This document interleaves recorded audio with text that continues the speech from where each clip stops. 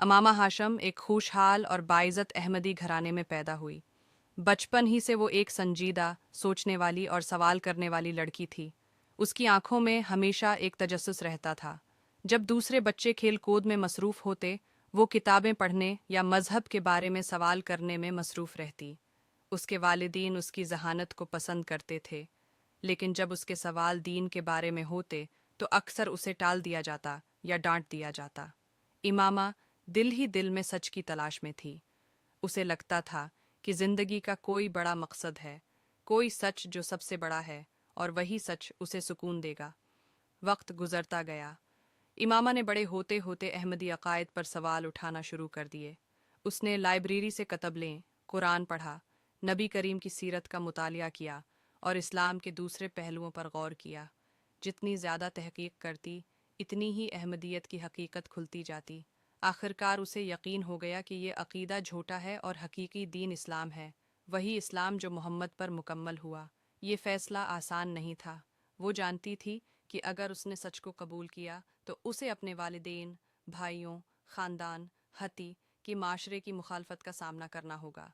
लेकिन दिल की गहराई में एक आवाज़ थी, अगर सच जान लिया है तो उस पर डट जाना ही ईमान है। एक रात इमामा ने वज़ू किया, कुरान अपने सामने रखा और कलमा पढ़कर इस्लाम कबूल किया।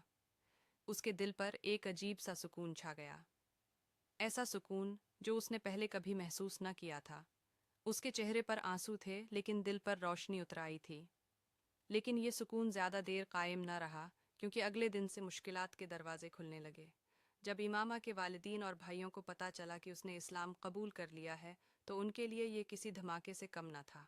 घर में तूफान बरपा हो गया। भाइयों ने गुस्से में उसे बरा भला कहा, वालिद ने उसे ख़ानदान की बदनामी करार दिया, और माँ रोते हुए कहती रही कि उसने सबको रसवा कर दिया। इमामा को नमाज पढ़ने से रोका जाने लगा, इसकी चीज़ें छीन ली गईं और उस पर दबाव डाला गया कि वो दोबारा अहमदी अकीदे को मान ले। लेकिन इमामा पत्थर की तरह अपने ईमान पर कायम रही। इमामा के वालिदीन ने फैसला किया कि वो उसकी शादी एक अहमदी लड़के से करेंगे, ताकि वो दोबारा पुराने अकीदे पर लौट आए। ये इमामा के लिए एक कड़ी आजमाइश थी। वो जानती थी कि अगर ये शादी हो गई तो उसका ईमान खतरे में पड़ जाएगा। उसने बहुत रोका, बहुत समझाया, लेकिन किसी ने उसकी ना सुनी।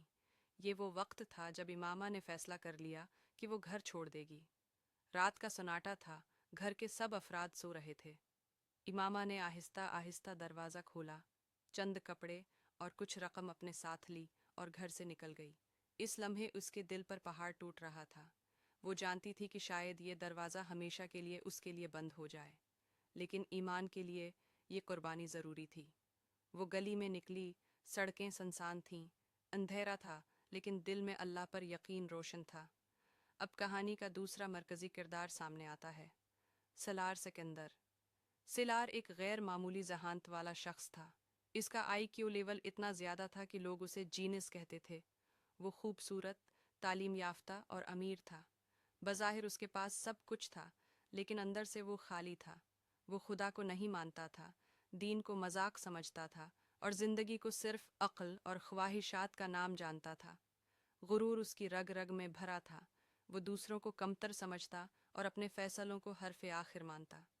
जब इमामा घर छोड़कर निकली तो भटकती भटकती सिलार के पास पहुंची। वो उससे मदद मांगने गई, लेकिन सिलार अपनी दुनिया में मस्त था। इमामा के आंसू और दरख्वास्तें भी उस पर असर न डाल सकें। उसने लापरवाही से उसकी हालत को नज़रअंदाज कर दिया। इमामा टूटे दिल के साथ वहां से चली गई। इसके आंखों के आंसू इस बात के गवाह थे कि उसने एक बार फिर एक कठिन इम्तिहान का सामना किया। अब इमामा बिल्कुल तन्हा रह गई। कभी सड़क पर रात गुजारती, कभी किसी मस्जिद के कोने में छिप जाती, कभी भूखी रहती, कभी अजनबी लोगों के ताने सुनती। लेकिन हर मुश्किल के साथ उसका अल्लाह पर यकीन और मजबूत हो गया। वो दुआ करती, कुरान पढ़ती और रातों को अल्लाह से गड़गड़ा कर फरियाद करती। इसकी मुश्किलात इसके ईमान को मज़ीद मजबूत कर रही थीं।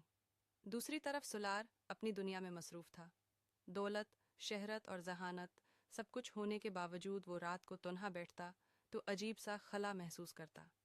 इसके दिल में सवाल अभरने लगे, मैं इतना कामयाब हूँ, सब कुछ है मेरे पास, फिर भी खुश क्यों नहीं हूँ? सुकून कहाँ है? ये सवाल उसे हिलाने लगे। सलार ने दीन के बारे में पढ़ना शुरू किया। कुरान खोला, नबी की सीरत पढ़ी और इस्लाम की तालीमात को समझने की कोशिश की। जितना ज़्यादा पढ़ता, इतना ही उसका गुरूर टूटता गया। जिस दीन को वो मजाक समझता था, वही दीन इसकी ज़िंदगी की सबसे बड़ी हकीकत बनने लगा। सलार अब पहले जैसा मगरूर इंसान नहीं रहा था। इसने समझ लिया कि दुनिया की अक्ल और साइंस सब कुछ नहीं, असल ताकत अल्लाह के पास है। वो रातों को सोचता, रो पड़ता और अल्लाह से दुआ करता कि उसे हिदायत दे।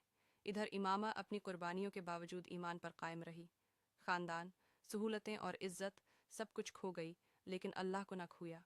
इसकी मिसाल हमें ये सबक देती है कि सच्चा ईमान कुर्बानी के बग़ैर मुकम्मल नहीं होता। वक्त गुजरता गया।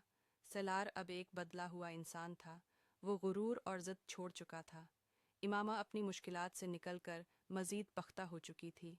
दोनों एक दूसरे के करीब आए, उनके रास्ते एक हो गए और दोनों ने अपनी ज़िंदगी अल्लाह की रज़ा में गुजारने का फ़ैसला किया। कहानी का अंजाम ये है कि इमामा और सलार दोनों अपने अपने सफ़र के बाद पीरे कामिल यानी कामिल इंसान बनने की तरफ बढ़ गए। एक ने दीन के लिए कुर्बानी दी और दूसरी ने गुरूर को शिकस्त दी। आखिरकार दोनों ने अल्लाह को पा लिया और यही असल कामयाबी थी। जादर कहानी से हासिल होने वाले इसबाक एक, हिदायत अल्लाह के हाथ में है। इंसान चाहे कितना ही गमराह हो, अल्लाह चाहे तो सीधा रास्ता दिखा देता है। 2. आयमान कुर्बानी मांगता है।